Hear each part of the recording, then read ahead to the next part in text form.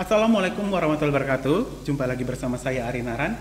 Kali ini kita akan membahas tentang mental breakdown. Iya, sebagai narasumber untuk menjelaskan apa itu mental breakdown, saya hadirkan ini dokter spesialis kedokteran jiwa, Dr. Roslinda Damanik. Ya, selamat datang dokter. Terima kasih. Iya dokter. Ini maksudnya ngomongi mental breakdown itu apa sih dok? Oke, jadi ini berketepatan ya. Sekarang kan bulan Oktober ya. Jadi setiap tanggal 10 Oktober itu kita memperingati Hari Kesehatan Jiwa Sedunia. Oh gitu. Jadi World Mental Health Day gitu. Itu Berarti jatuhnya 10 Oktober. Ya. Betul. Jadi kalau kita bicara mental breakdown itu, sebetulnya mental breakdown itu sendiri bukan suatu diagnosis ya. Tapi dia lebih merujuk kepada satu keadaan di mana seseorang itu mengalami beberapa gejala yang kemudian mengganggu aktivitas atau fungsi hidupnya sehari-hari dalam periode jangka waktu tertentu. Jadi bukan merupakan satu gejala diagnosis, tapi bisa merujuk ke banyak diagnosis maksudnya. Jadi mental breakdown itu sendiri sering kita dengar di percakapan sehari-hari ya, atau sekarang di media sosial misalnya sedikit-sedikit orang bilang, wah aku lagi mental breakdown nih gitu. Oh kamu dikit-dikit mental breakdown nih gitu. Jadi kita perlu tahu sebetulnya terminologinya apa sih mental breakdown itu. Gitu. Oke, gini Bu, sama nggak Bu mental breakdown sama depresi gitu ya? Nah itu tadi. Jadi karena mental breakdown itu sendiri merujuk kepada beberapa diagnosis.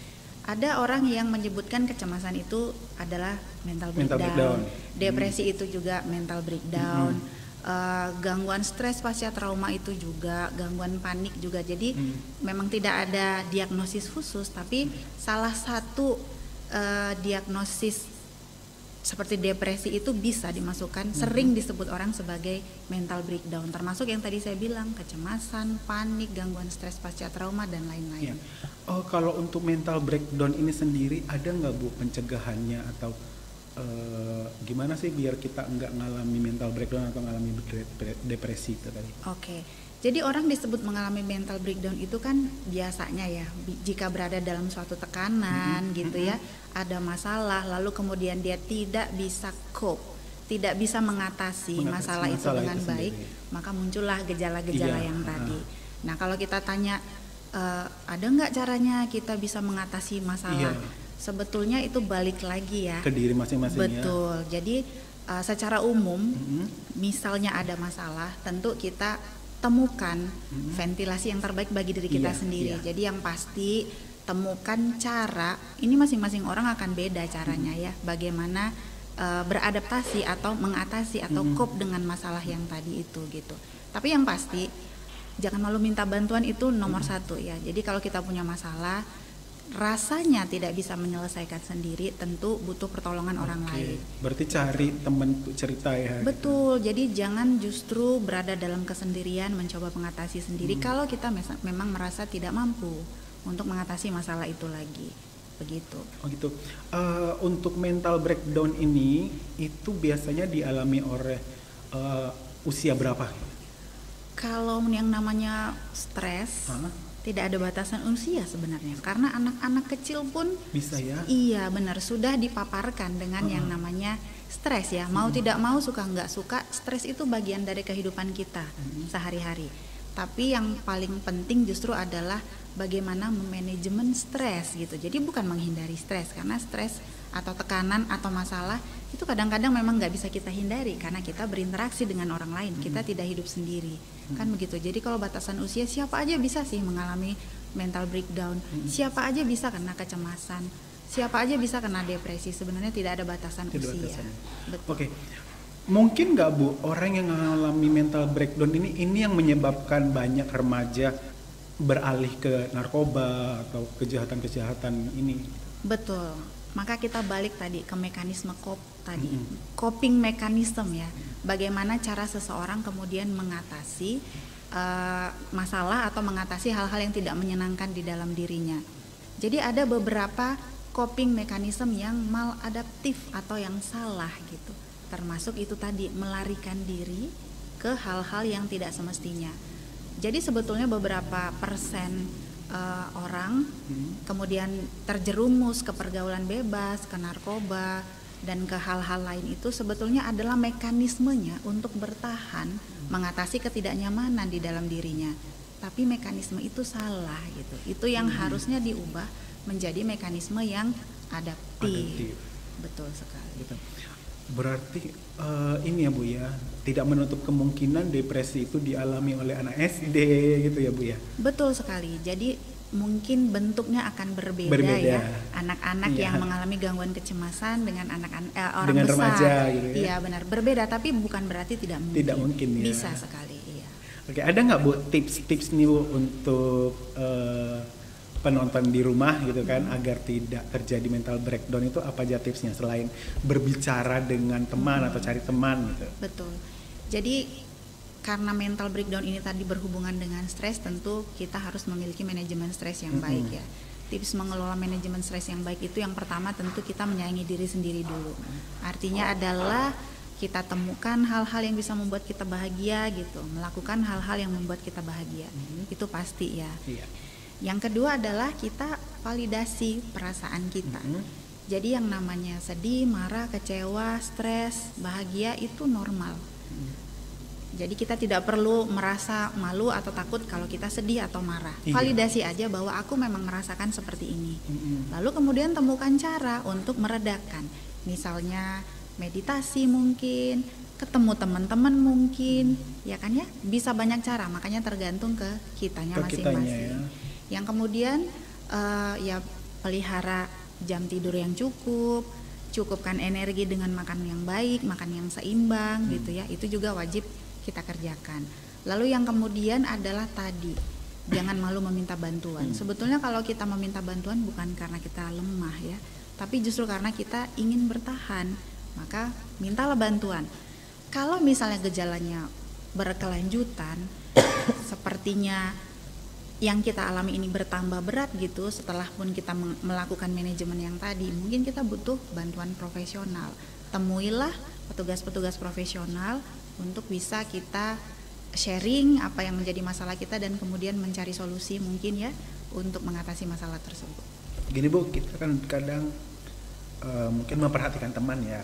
Ada nggak ciri-ciri orang yang mengalami mental breakdown? Mungkin nanti kita kumpul nih, oh kamu ini sepertinya mental breakdown, harus konsul ke sini. Ada nggak ciri-cirinya Bu? Oke, karena mental breakdown itu tadi merupakan bukan gejala tunggal ya, ada beberapa diagnosis yang kemudian dimasukkan ke mental breakdown. Sebetulnya tergantung yang mana yang dialami oleh seseorang tersebut. Kita sebut saja misalnya depresi. Apa sih ciri-ciri depresi? Jadi orang depresi itu moodnya depresif, jadi dia turun ya, low mood gitu. Lalu kemudian tidak bersemangat. Jadi karena mental breakdown itu sendiri tadi merujuk pada beberapa diagnosis. Misal depresi nih, apa sih ciri-ciri depresi yang bisa kita observasi di orang lain? Yang pertama itu moodnya depresif. Jadi orang mood depresif itu low, bawaannya murung, sedih gitu ya. Lalu kemudian anhedonia, dia tidak bersemangat lagi kita lihat. Lalu gak kemudian ada keceriaan benar. Gitu ya. Lalu kemudian mudah lelah, dikit-dikit dia mengeluh capek gitu ya. Lalu ada gejala-gejala lain, bisa fisik, bisa juga psikologis. Jadi fisik misalnya jantungnya berdebar-debar, kemudian sakit perut, kemudian sakit kepala, berkeringat gitu ya. Lalu ditambah gejala lain, sulit tidur, rasa putus asa, merasa masa depan suram, atau kalau dia gangguan kecemasan lebih menonjol cemasnya. Jadi dia cemas, takut, tapi tanpa pencetus yang jelas gitu. Jadi berada dalam keadaan rasa khawatir dan was-was terus-menerus, tapi tidak bisa menjelaskan takutnya ini karena apa begitu. Jadi tergantung diagnosis penyakitnya, kemudian gejala yang ditimbulkannya itu apa. Kalau gini Bu, seandainya kita lagi berteman nih, lagi ngumpul, ternyata kita menemukan hal-hal tersebut atau ciri-ciri tersebut ke teman kita. Betul. Kita bisa nggak langsung menawarkan apa gitu? Apa yang harus kita lakukan ketika kita ketemu dengan teman yang seperti itu? Oke, yang paling pertama adalah kita tidak boleh menghakimi, ya kan ya, tidak ngejudge gitu.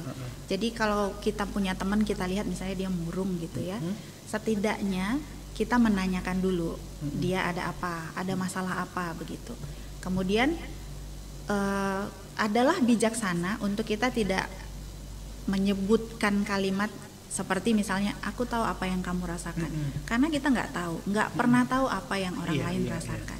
Justru mungkin kita bisa menawarkan bantuan dengan bilang seperti ini ya. Aku tidak tahu persis bagaimana perasaanmu, tapi kalau kamu butuh teman untuk cerita, boleh yuk cerita dengan aku. Atau kalau kamu butuh seseorang yang menemani kamu berobat, yuk aku temenin berobat. Mungkin begitu ya. Atau dengan kita menyediakan telinga kita aja untuk teman-teman kita bercerita kepada kita, sebetulnya itu juga sudah cukup membantu. Ya. Nah tadi kan mental breakdown ini kan ada periode tertentu ya. Jadi misal dia menunjukkan gejala itu 1-2 hari gitu, ya mungkin nggak apa-apa. Tapi kalau kita lihat kemudian ini berkelanjutan, mengganggu fungsinya, mengganggu perannya, ya tentu dia butuh ditolong segera kan gitu ya. Berarti Bu, mental breakdown ini kalau tidak ditangani bisa bertahan lama ya? Benar. Jadi itu tadi pada periode tertentu mungkin beberapa hari aja boleh kita sebutlah mental breakdown. Tapi kalau misalnya dia kemudian masuk ke periode yang lebih panjang, 2 minggu atau lebih, itu sudah memenuhi kriteria depresi loh. Jadi kalau tadi gejala-gejala depresi dia rasakan selama setidaknya 2 minggu, itu masuk diagnosisnya ke depresi sudah gitu. Dan kalau depresi itu kan ada ringan, sedang, berat. Di awal mungkin ringan tapi tidak ada pertolongan, masuk ke sedang, kemudian memburuk menjadi berat begitu ya. Tentu dia harus butuh profesional. Tidak lagi hanya sekedar ngobrol-ngobrol tapi intervensi obat-obatan kan begitu. Berarti ini ada hubungannya dengan pembulian kali ya Bu ya.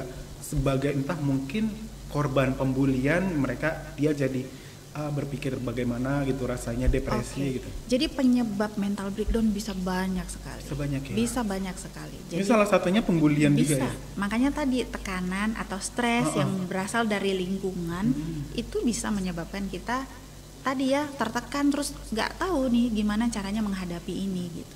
Jadi bisa banyak penyebabnya. Oke, itu saja Ibu. Terima kasih Bu. Iya, sampai di sini saja perjumpaan kita untuk pembahasan mental breakdown. Jadi untuk mental breakdown ini cukup kita perhatikan orang di sekitar kita. Jika ada ciri-ciri yang tadi sudah Ibu Dokter sebutkan, lakukanlah seperti apa yang Ibu Dokter lakukan tadi. Ya, saya Arinaran undur diri dulu. Wabillahi taufiq walhidayah. Wassalamualaikum warahmatullahi wabarakatuh.